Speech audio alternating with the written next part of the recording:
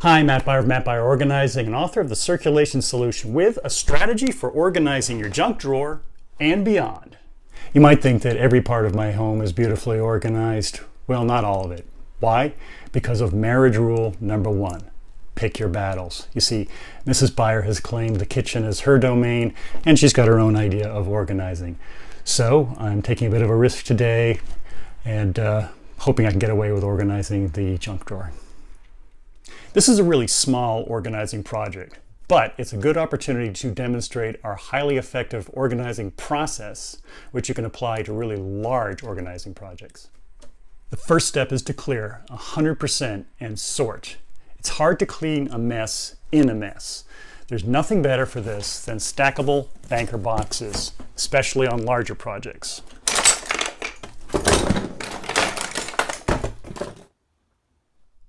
As always, give yourself a clear work surface for processing. For larger projects, we also give ourselves clear processing zones at this stage.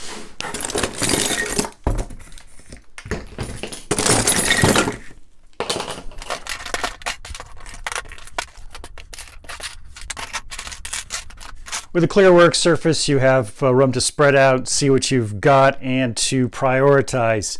These tools are mostly legitimate, except the plastic spatulas don't particularly like those. Keys, mostly identified, some not. Here's one. 6 bottle openers, and I'm only drinking from cans these days, so that's a bit excessive. Bottle stoppers, not buying full bottles of wine anymore. None of those really make sense. Corks, yeah, we kept a couple for the cat to play with, so if we're keeping any of these, we should go with cat toys. This is just, looks like junk. These I don't even know what they are, but those I'll be asking my wife about. With everything safely sorted and prioritized, we can now purge the excess. For larger projects, that might include selling some items or donating some items, but for the most part with a junk drawer, we're just talking about discarding and relocating. Next is distribute the keepers. I still recommend doing this away from the drawer. It makes it easier to rethink things and work out solutions.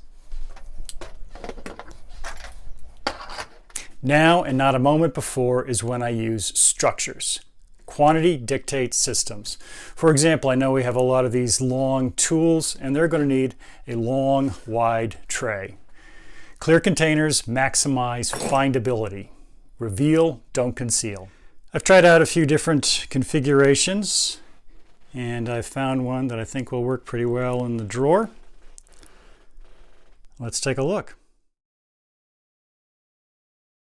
And there it is. Final step is to store visibly. This fits perfectly and it looks great. It's super easy to find things so you don't waste time.